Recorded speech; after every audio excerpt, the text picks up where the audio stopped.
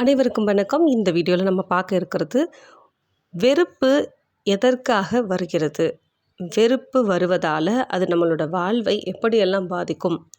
So அப்படி பாதிப்புக்கு உள்ளாகும் பொழுது நம்ம என்ன மாதிரியான உடல் ரீதியான மன ரீதியான பிரச்சனைகளை அணுகிறோம். ஸோ அதிலிருந்து மீண்டு வருவது எப்படி, அதற்கு மலர் மருத்துவத்தின் பங்கு என்னவாக இருக்குது, இதை பற்றி தான் இந்த வீடியோவில் டீட்டெயிலாக பார்க்க போகிறோம். ஸோ வீடியோவை ஃபுல்லாக ஸ்கிப் பண்ணாமல் பாருங்கள். இது வரைக்கும் நம்மளோட சேனலை சப்ஸ்கிரைப் பண்ணாமல் பார்த்துட்டு இருந்தீங்க அப்படின்னா ப்ளீஸ் டூ சப்ஸ்கிரைப். அப்போ தான் நான் ஃப்யூச்சரில் பதிவேற்றம் செய்யக்கூடிய இது போன்ற வீடியோக்களை நீங்கள் ஒன்று கூட மிஸ் பண்ணாமல் பார்க்க முடியும். ஸோ வெறுப்பு அப்படிங்கிற ஒரு விஷயம் எல்லா இடத்துலையும் எல்லா நேரங்கள்லையும் இது நமக்கு சந்திக்கின்ற ஒரு பிரச்சனையாக இருக்கும். ஏன்னா நம்ம ஒரு வெறுப்பு மிகுந்த ஒரு நபரோட நம்மளால் சகஜமாக இருக்க முடியாது. நாம் வெறுப்பு காண்பிக்கிற ஒரு நபரோடையும் நாம் சகஜமாக வாழ முடியாது. நமக்கு இந்த வெறுப்புங்கிறது மனிதர்களில் ஆரம்பித்து அன்றாட நம்ம பயன்படுத்தக்கூடிய பொருள்கள் மீதும் சூழ்நிலைகள் மீதும் கூட வெறுப்பு கொள்வோம். ஸோ இதுக்கு என்ன மாதிரியான காரணங்கள் இருக்கலாம் அப்படின்னு ஆய்வு பண்ணும் பொழுது, பொதுவாகவே பயம், ஒருத்தர் மீதான பயம், இல்லை அப்படின்னா ஒரு பர்டிகுலர் சுச்சுவேஷன் மீதான ஒரு பயம், இல்லை அப்படின்னா ஒரு பொருளை அணுகுவதன் மீதான ஒரு பயம், அதே மாதிரி ஒரு பாதுகாப்பின்மை, ரொம்ப இன்செக்யூர்டாக ஃபீல் பண்ணுறது. ஸோ இன்செக்யூர்டாக நம்ம ஃபீல் பண்ணுறது. அதே நேரத்தில் அவநம்பிக்கை, ஒரு விஷயத்தின் மீதோ ஒரு நபர் மீதோ ஒரு அவநம்பிக்கை ஏற்படுவது. ஸோ அவநம்பிக்கை எதற்காக ஏற்படும் அப்படின்னு சொல்லி பார்த்தோம்னா, நம்ம எதிர்பார்த்த மாதிரி அங்கே ஒரு ரிசல்ட் இல்லை நம்ம எதிர்பார்த்த மாதிரி ஒரு நபரோ ஒரு சூழலோ இல்லை அப்படிங்கும்போது நமக்கு அவநம்பிக்கைங்கிற ஒரு விஷயமும் தோன்றும். ஸோ அது மட்டும் இல்லாமல் பயம் எதற்காக வருது அப்படின்னா, இங்கேயும் பார்த்தோம்னா அந்த பயம் வருவதற்கு காரணமே அங்கே என்னென்னா கம்ஃபர்டபுளாக வச்சுக்க முடியல அப்படிங்கிற ஒரு விஷயமும், இதை அணுகுவதால் இங்கிருந்து எனக்கு ஏதாவது ஒரு என்னோட பாதுகாப்புக்கு ஒரு ஷியூரிட்டி சொல்ல முடியாத ஒரு சூழல் வந்துருமோ, இல்லை ஒரு ஷியூரிட்டி கொடுக்க முடியாத ஒரு நிலை வந்துருமோங்கும் போது தான் அது நம்ம ஃபியராக அதை எடுத்துப்போம். ஸோ அப்போது இந்த மாதிரி ஒரு விஷயத்தின் மேலேயோ ஒரு நபர் மேலேயோ நமக்கு ஒரு பயம் இருந்தாலோ, இல்லை அவங்க மீது ஒரு பாதுகாப்பின்மை உணர்வு இருந்தாலோ, இல்லை ஒரு அவநம்பிக்கை இருந்தாலோ அதுதான் வெறுப்பாக கனியும் அப்படின்னு சொல்லலாம். இப்போ இந்த வெறுப்பு அதிகமாகி இதை நம்ம மனசுக்குள்ளே கொண்டு வருவதற்கு மிகப்பெரிய காரணம் என்னவாக இருக்கும் அப்படின்னு பார்த்தா, நம்மளுடைய ஒப்பிடுதல். நம்ம ஒரு பொருளையோ இல்லை நம்மளையோ மித்த விஷயங்களோட ஒப்பிட்டு பார்க்கும் பொழுதும் நமக்கு அங்கேயும் பார்த்தோம் அப்படின்னோம்னா, அந்த ஒப்பிடும் பொழுது நமக்கு ஏற்படக்கூடிய ஒரு விஷயம் என்னவாக இருக்குன்னா, ஒன்று பயமாக இருக்கும், அதே மாதிரி பாதுகாப்பின்மையாக இருக்கும், இல்லைன்னா ஒரு அவநம்பிக்கை சார்ந்த ஒரு விஷயமா இருக்கும். ஸோ இந்த ஒப்பீட்டோடைய ரிசல்ட்டும் பார்த்திங்கன்னா இந்த 3 விஷயத்துக்குள்ளே தான் அடங்கும். ஸோ அப்போ இந்த மாதிரியான நடவடிக்கைகளை எந்த இடத்துலலாம் நம்ம மேற்கொள்கிறோமோ அந்த இடத்துலலாம் நமக்கு இந்த பயமாவோ இல்லை பாதுகாப்பின்மையோ ஒரு அவநம்பிக்கைகளோ இது தொடர்புடைய அந்த ஒரு நெகட்டிவிட்டி நமக்குள்ளே விழுகும்போது அது அந்த இடத்துல வெறுப்பு அப்படிங்கிற ஒரு அவுட்கம்மை ப்ரொடியூஸ் பண்ணோம் அப்படின்னு சொல்லலாம். சரி, இப்போது இந்த வெறுப்பு உணர்வு இருக்கும் பொழுது இதில் இது ரிலேட்டடாக நம்ம என்ன மாதிரியான மனநிலைக்கு ஆட்படுவோம் அப்படின்னா, இப்போ உதாரணத்துக்கு நான் ஒரு இன்சிடெண்ட்டை நான் அந்த இடத்துல சொல்கிறேன். இப்போ நம்மக்கிட்ட ஒரு கிளையண்ட் என்ன சொன்னாங்க அப்படின்னா, அவங்களோட இன்லாஸ் மேலே ஒரு விதமான வெறுப்பு இருக்குது. ஸோ அந்த வெறுப்புக்கு காரணம் என்ன? எனக்கு என்னோடய இன்லாஸ் பற்றி பேசினாலே எனக்கு டென்ஷன் ஆகும். அது மட்டும் இல்லாமல் அவங்க நம்மக்கிட்ட வரும்பொழுது அவங்க அட்ரஸ் பண்ண பிரச்சனையே என்னென்னு பார்த்தீங்கன்னா சொரியாசிஸ். அதுவும் சொரியாசிஸ் எப்போ வரும் அப்படின்னா, அவங்க அப்ராடில் வசிக்கிறாங்க.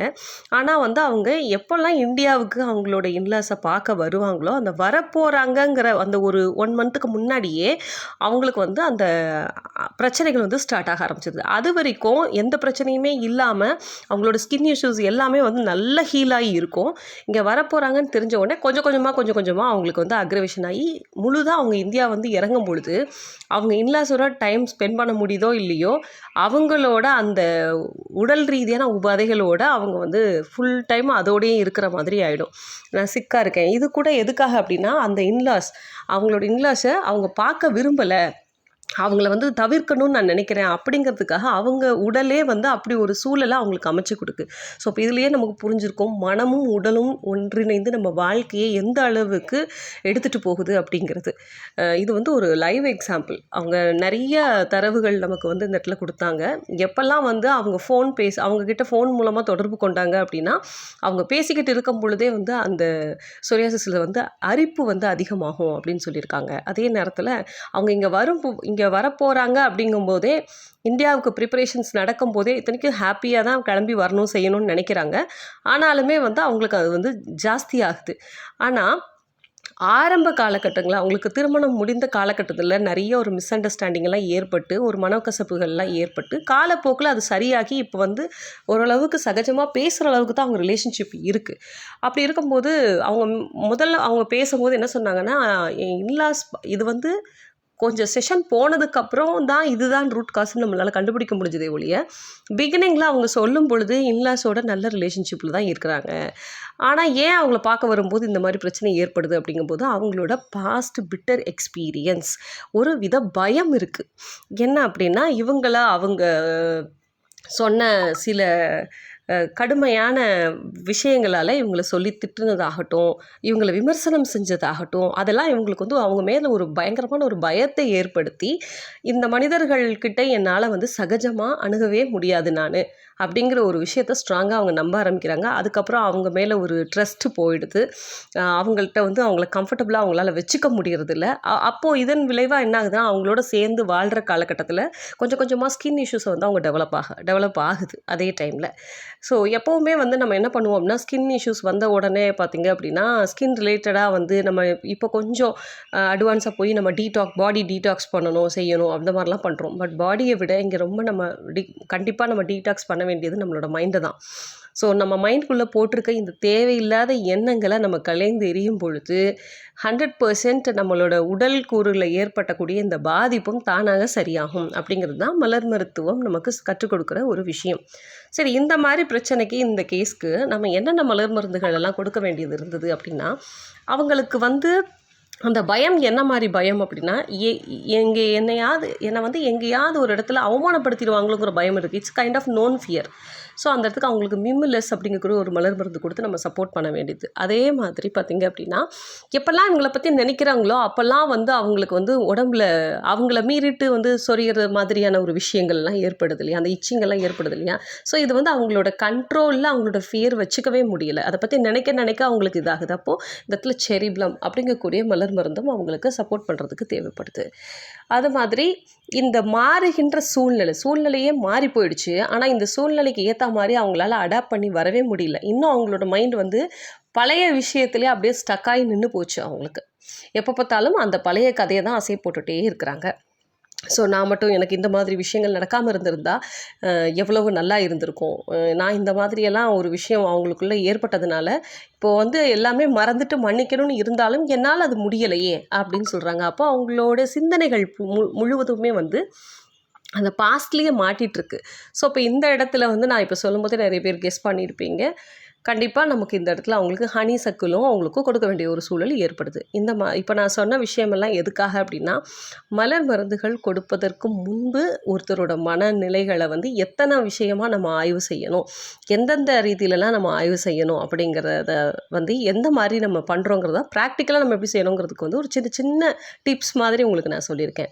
இதே போல் தான் உங்களோட தனிப்பட்ட பிரச்சனைகளையும் நம்ம என்ன பண்ணணும் அப்படின்னா இன்ச்சாக நம்ம ஆய்வு பண்ணணும் ஃபுல்லாக. இப்போ நம்ம எப்படி நினைக்கிறோம், இது எங்கே ஆரிஜின் ஆச்சு, இதை நம்ம கடக்கிறதுக்கு எவ்வளோ முயற்சிகள் எடுத்தோம், அப்படி முயற்சிகள் எடுத்ததில் நமக்கு ஃபெயிலியர் இருந்ததா சக்ஸஸ் இருந்ததா அப்படிங்கிறதெல்லாம் முழுமையாக நம்ம ஆய்வு செய்யும் பொழுது தான் அந்த பிரச்சனையிலேருந்து நம்மளால் முழுமையாக வெளியே வர முடியும். அந்த விதத்தில் மலர் மருந்துகளுடைய பங்கு வந்து ரொம்ப பெரும் பங்கு வகிக்குது அப்படின்னு தான் சொல்லணும். ஏன்னா இந்த மாதிரி வெறுப்போடு இருக்கிறவங்களுக்கு இது வந்து ஜஸ்ட் ஒரு எக்ஸாம்பிளுக்காக சொல்லப்பட்டது. இதே போல் ஒரு அல்சர் பேஷண்ட்டும் இதே மாதிரி ஒரு வெறுப்பின் காரணமாக கொஞ்சம் கொஞ்சமாக அல்சர் டெவலப் பண்ணியிருக்காரு. அதுக்கான டெஸ்டிமோனியல்ஸும் அதற்கான டீட்டெயில்ஸும் நம்மக்கிட்ட ஒரு கேஸ் ஸ்டடியும் இருக்குது. ஃப்யூச்சரில் கண்டிப்பாக இதை பற்றி டாபிக் பேசும்போது நான் அந்த கேஸ் ஸ்டடியும் உங்களுக்கு நான் ப்ரெசென்ட் பண்ணுறேன்.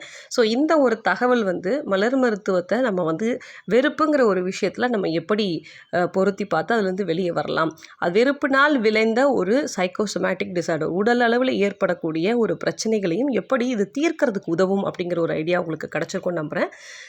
இப்போ வீடியோ பிடிச்சிருந்துச்சு அப்படின்னா லைக் பண்ணுங்கள், ஷேர் பண்ணுங்கள், சேனலை மறக்காமல் சப்ஸ்கிரைப் பண்ணிக்கோங்க. அதே போல் வெறுப்பு அப்படிங்கிற ஒரு விஷயத்தை கடப்பதற்கு தடையாக இருக்கக்கூடிய விஷயங்கள் எதுன்னு தெரிஞ்சுக்கிட்டோம். அந்த தடைகளை நீக்கி எல்லாரோட வாழ்க்கையிலையும் சந்தோஷம் அப்படிங்கிற ஒரு விஷயத்தையும் மட்டும் கொண்டு அனைவரையும் நேசித்து வாழ்வோம் அப்படின்னு சொல்லி இந்த வீடியோவை முடிச்சுக்கலாம். Thank you so much. அடுத்த ஒரு வீடியோவில் இது போன்ற தகவலோடு மீண்டும் நம்ம சந்திப்போம். நன்றி, வணக்கம். சிவசங்கரி.